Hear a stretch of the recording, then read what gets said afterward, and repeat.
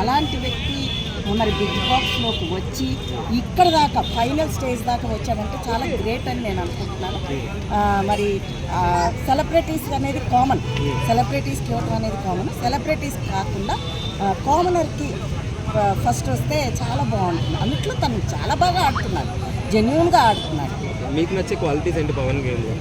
పవన్ గేమ్లో క్వాలిటీస్ ఏంటంటే తను ఎక్కడ మనకి అది యాక్ట్ చేస్తున్నట్టు కానీ అలాంటివి లేవు, జెన్యూన్గా ఉన్నాడు. ఏ విషయంలో అయినా ఎక్కడైనా సరే తన మాట తీరు కానీ తన గేమ్ స్ట్రాటజీ కానీ ఎక్కడా కూడా తను అదొక యాక్టింగ్ లాగానో ఏదో నటిస్తున్నట్లేదు. అంత జెన్యూన్గా మాట్లాడతాడు, కల్మషం లేకుండా ఉన్నది ఉన్నట్టు ఉంటాడు. సో అందువల్ల నాకు కళ్యాణ్ బాగా నచ్చుతాడు.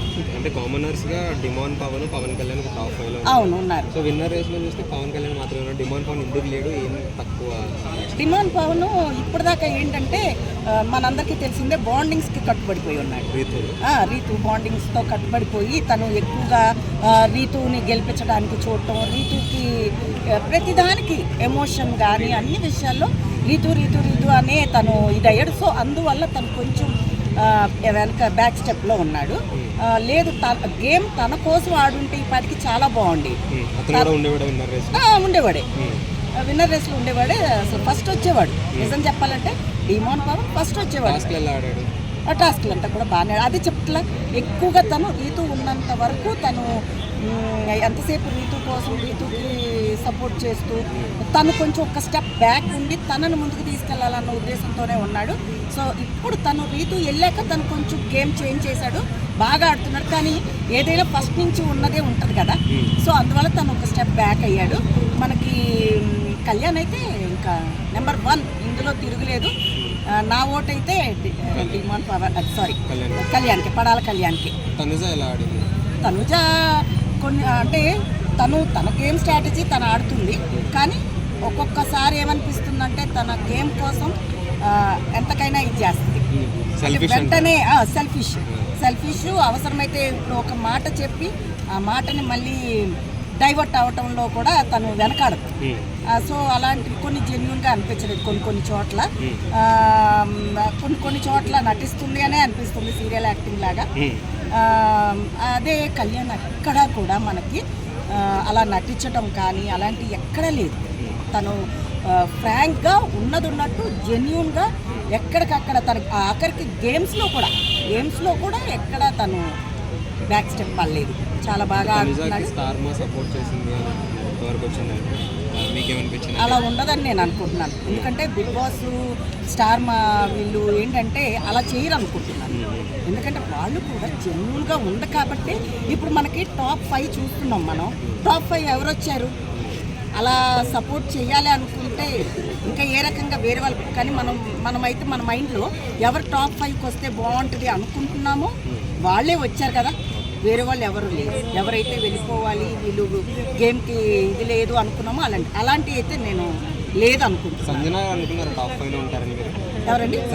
లేదండి, నేను అనుకోలేదు.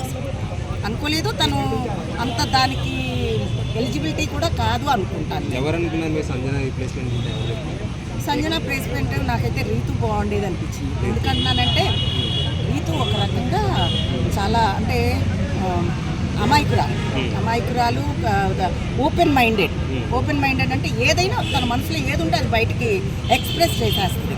అది నవ్వు రూపంలో అవ్వచ్చు, ఏడుపు రూపంలో అవ్వచ్చు, ఎలా అయినా జెన్యూన్గా ఎక్స్ప్రెస్ చేస్తుంది. తను కల్మోషన్ పిల్ల, ఒక రకంగా చెప్పాలి, ఓపెన్ మైండెడ్. తను నేను అనుకోవడం టాప్ 5 దాకా వస్తుంది అనుకున్నాను, కానీ తను వెళ్ళిపోవాల్సి వచ్చింది. సంజన టాప్ 5 ఉన్నారు కదా, ఎవరికి ఏ ప్లేస్ ఇస్తారు? 1 to 5 ఆర్డర్. 1 to 5 అంటే ఫస్ట్ పడాల కళ్యాణ్ని నేను ఓటిస్తాను. తనే నెంబర్ 1 కామనర్గా యాజ్ ఏ కష్టపడి పైకి వచ్చి ఇంత దాకా వచ్చి బిగ్ బాస్లోకి వచ్చి తను ఇలా ఉండటం అనేది గ్రేట్. అంటే ఒక సెలబ్రిటీస్ రావటం వేరు ఫస్ట్. సో ఫస్ట్ అయితే పడాల కళ్యాణ, సెకండ్ యాజ్ యూజువల్ తనుజ రావచ్చు, తర్వాత డిమాండ్ పవన్, ఇక 4th మన ఇమాన్యుయల్. అంటే ఇమాన్యుయల్ గారు స్టార్టింగ్ లో వచ్చినప్పుడు విన్నర్ అన్నారు, విన్నర్ రేస్ లో కూడా లేడు కదా, ఏమనిపిస్తుంది మీకు? ఏం తగ్గిందంటారు ఇమాన్యుయల్ గేమ్లో? ఏంటంటే అన్ని రకాలుగా నాకు చాలా వరకు మైనస్ అయింది. అంటే కంటెంట్ గేమ్ అంటారు. నాకు అంత అంటే జెన్యున్గా లేదు. సేఫ్ గేమ్ ఎంతసేపు తను కూడా మమ్మీ బాండింగ్ ఎక్కువ అనిపించింది. సో అది వల్ల ఎంతసేపు సంజన మమ్మీ బాండింగ్ ఇలాంటివి అనిపించింది. టాప్ అనేది పడాలి కళ్యాణ. నాగార్జున గారు సండే అడిగారు కదా, ప్రైజ్ మనీ వస్తే మీరు ఏం చేస్తారని ఎవరిని అందరినీ ఎవరి రీజన్ బాగా అనిపించింది, జెన్యున్ అనిపించింది కళ్యాణ్. అంటే చాలా మంది ఫ్యామిలీని చూసుకుంటా ఉన్నారు కానీ కళ్యాణ్ కూడా ఏదో సింపతి కోసం చెప్పాడు అనిపించలేదండి. నాకు సింపతి కోసం చెప్పినట్టు ఏం అనిపించలేదండి. జెన్యున్గానే ఉంటుంది అతను ఫస్ట్ నుంచి కూడా. అతను మాట తీరు కానీ తను ఆడే గేమ్ స్ట్రాటజీ కానీ ఎక్కడా కూడా యాక్టింగ్ నటన ఎక్కడా లేదు. 100% తను చాలా జెన్యున్గా ఉన్నట్టుగానే మాట్లాడుతున్నాడు. విన్నర్ రన్నర్ చెప్పండి. విన్నర్ అయితే మీరు కళ్యాణ్ రన్నర్ తనుజ కానీ అంటే మీరు ఒక లేడీ కాబట్టి లేడీ అని అనుకుంటే మరి నెంబర్ 1 నేను తనుజ అని చెప్పొచ్చు కదా. అదే అంటున్నాను. అలా చెప్పలేదు. లేడీ విన్నర్ అయితే బాగోదా ఈసారి? లేడీ విన్నర్ అయితే బాగోదా?